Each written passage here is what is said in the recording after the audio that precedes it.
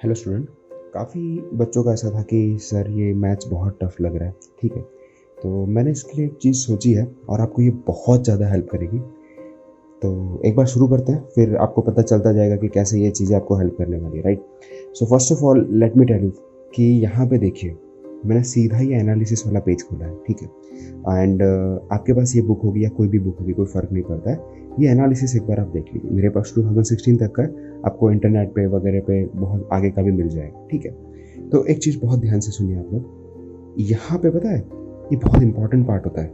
जब भी किसी युद्ध में आप जाते हो ना, तो आपको पता होना चाहिए कि जो दुश्मन है उसके बंकर्स कहाँ पे हैं, इंपॉर्टेंट चीज़ें कौन कौन सी हैं। ठीक है, हमें पूरी की पूरी मुआवजा करना है, पूरा सिलेबस हमें देखना है, no doubt in that, right. वो पूरा का पूरा एरिया, बट वहाँ पे जहाँ पे मेन मेन बंकर्स होते हैं ना, जहाँ पे हमें अटैक करना होता है, उस पर फोकस करना होता है। ठीक है, तो ये जो क्वेश्चंस जहाँ पे आपको मैंने ऐसा हाईलाइट करके दिखाया हुआ है, वो कुछ ज़्यादा क्वेश्चन पूछे गए। देखिए, अब हाइट एंड डिस्टेंस के बहुत ज़्यादा क्वेश्चन नहीं आ रहे, कभी 0 2 1। ठीक है, बट हो सकता है आपका हाइट एंड डिस्टेंस बहुत अच्छा हो, तो फिर आपको उसको करना चाहिए। ठीक है, कोई लोकेशन ऐसी है जहाँ पे अगर आप अटैक करने जा रहे हो और बहुत इजीली अटैक कर सकते हो, कर लीजिए फिर वो अटैक। ठीक है, तो हमेशा जब आप पढ़ रहे हो तो आप दो तरीके से पढ़ सकते हो, एक तो एंजॉयमेंट के लिए पढ़ सकते हो और एक युद्ध के मायने से पढ़ सकते हो कि आप एक युद्ध में हो, राइट। एक आप जो स्ट्राइक करनी होती है ना, सर्जिकल स्ट्राइक करनी है, so this is the 30 day surgical strike, ऐसा भी आप कह सकते हो। ठीक है, ओके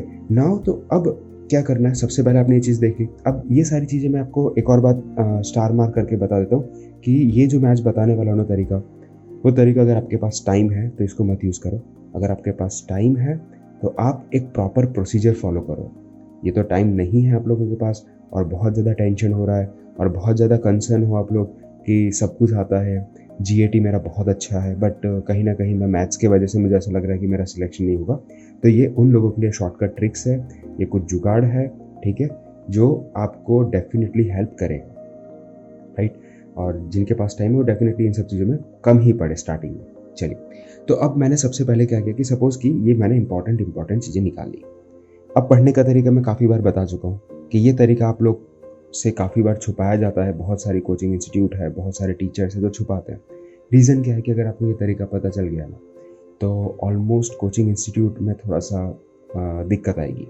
ठीक है, तो ये एक माइंडसेट होता है। नाउ लिसन केयरफुली, हमें क्या करना है। अब आपके पास टाइम तो है नहीं बहुत ज़्यादा कि आप ये कहोगे कि नहीं सर, मैं ये पूरा का पूरा यहाँ तक, ये इतने पेजेस है, मैं ये 30 डेज़ में कवर कर लूँगा तकरीबन। तो इतना टाइम तो है नहीं, तो आप करोगे क्या। देखिए, ये पहले भी तरीका शायद मैं बता चुका हूँ किसी वीडियो में। सबसे पहले जाओ प्रीवियस ईयर क्वेश्चन पेपर। आपके पास नई बुक होगी तो आपके पास सेट ऑफ क्वेश्चंस ज़्यादा होंगे।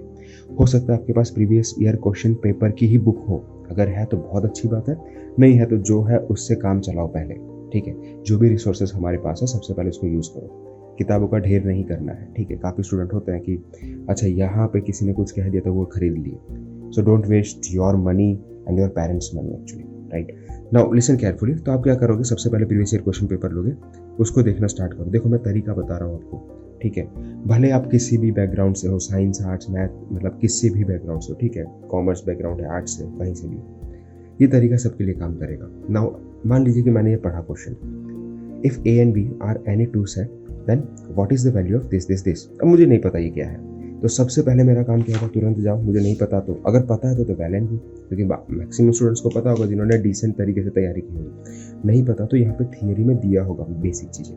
ठीक है, देखो वो सिंबल सबसे पहले कहाँ यूज हुआ है, क्या यहीं पे हुआ, नहीं हुआ। ठीक है, चलिए कहाँ पे, यहाँ कहीं हुआ, तो यहाँ कहीं आपको दिख रहा है, ये दिख रहा है, वैसा वाला सिंबल नहीं दिख रहा है। ठीक है, ये ओके, यहाँ कहीं मुझे यूनियन जैसा दिख रहा है, इंटरसेक्शन का भी आ ही जाएगा थोड़ी देर में। ठीक है, ये दिख रहा है, दिखा आप लोगों को, समझ में आया, इंटरसेक्शन ऑफ टू सेट, तो यहाँ पे यूज होने वाला है वो, थोड़ा सा पढ़ लिया इसको, right. So A and B, तो ये यूनियन और ये, इसका मतलब क्या है, तो ये देखा।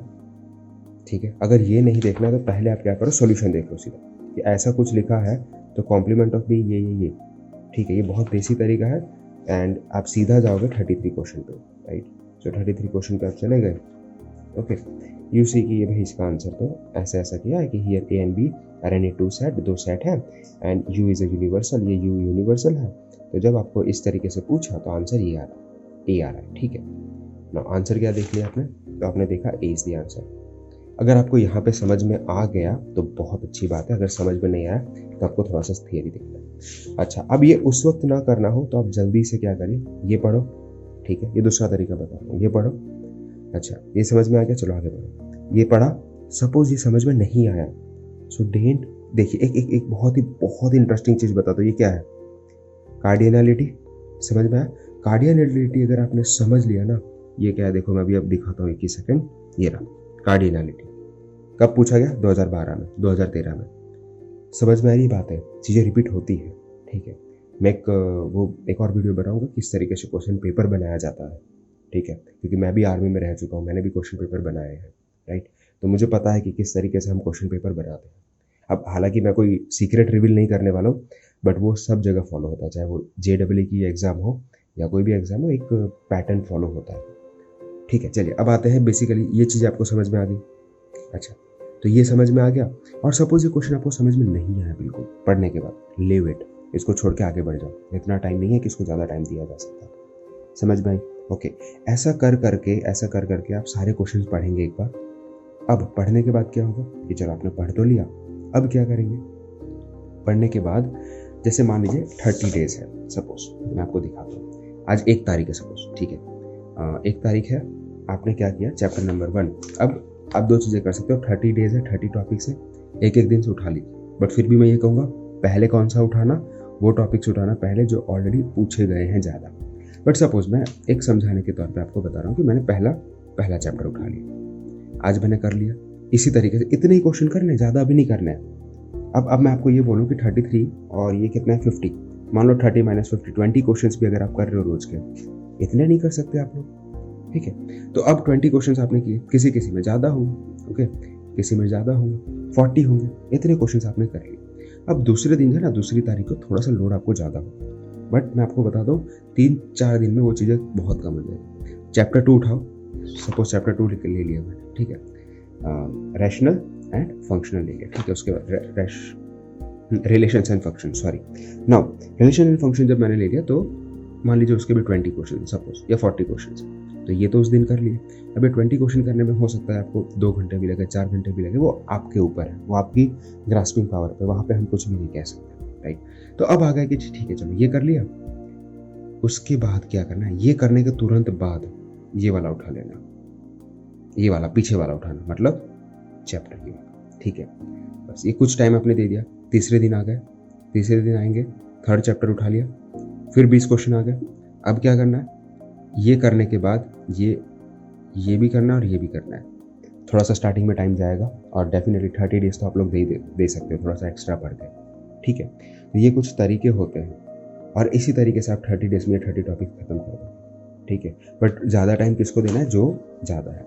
अगर मान लीजिए आपका होता है कि सिर्फ 25 टॉपिक्स ही हुए और बाकी के 5 दिन आपने इसी को रिपीट कर किया, तो भी बहुत बढ़िया है, ठीक है। समझ में आ गया। अगर कोई भी डाउट है आप लोग पूछे कमेंट में, मैं कोशिश करता हूँ कि जल्दी से जल्दी आपके लिए वीडियोस बना सकूँ, क्योंकि अब बहुत क्रूशियल टाइम है। ये समय मिस कर दिया तो जीवन में ये मौका कभी नहीं आएगा, समझ लीजिए। नो डाउट आप CDS दे सकते हो, आप AFCAT दे सकते हो, बहुत सारे एग्जाम दे सकते हो, जीवन खत्म नहीं हो जाएगा, पर ये मौका जो NDA दे के अंदर जाने का मौका है ना, वो कभी भी नहीं आएगा और वो पूरी लाइफ रिग्रेट रहेगा।